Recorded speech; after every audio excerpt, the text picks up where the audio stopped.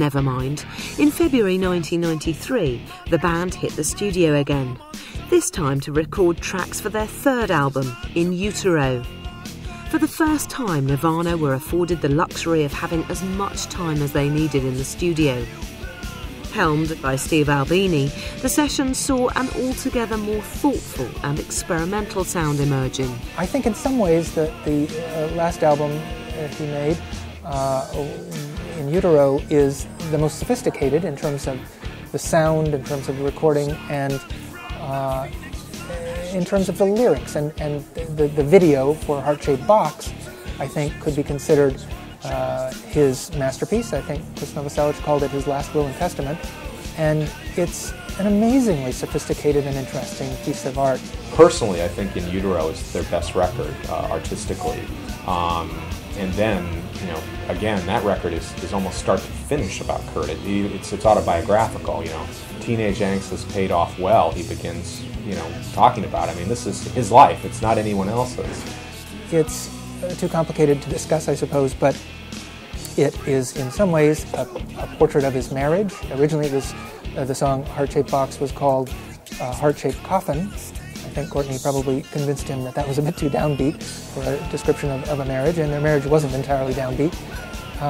He changed it to Heart-Shaped Box to celebrate the famous heart-shaped box that she gave him as a symbol of their love. But it also expressed much more than that. It was a picture of his soul in the universe, and it was a portrait of the artist as a martyr, and it was it's a beautiful rock and roll song. I would say that's the summation of his work, but all the albums are worth listening to, and I think they'll all last. As a songwriter, he found his groove when he began to write his own story. And, you know, the shame is, of course, that we didn't get to see that story turn into maturity, because I think there were a lot of great songs that he still had left in him.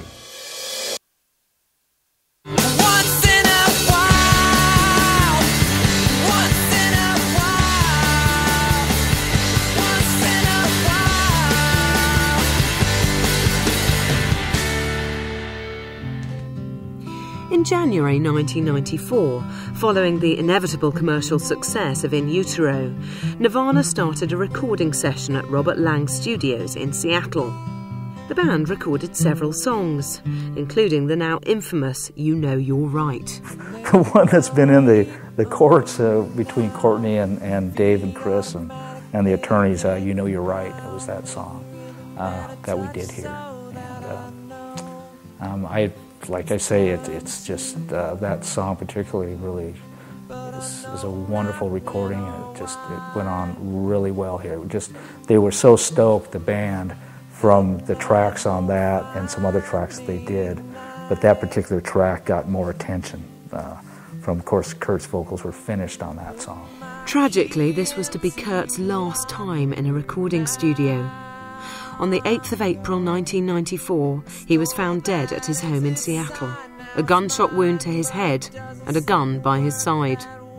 Most of the material recorded at Robert Lang Studios was subsequently withheld, but in 2002, after many long legal wrangles, a song from that session was finally released, with many fans ecstatic to hear Kurt's voice again. I was one of the very first people to hear You Know You're Right, other than the band members. You know, I heard it a couple years into working on my book.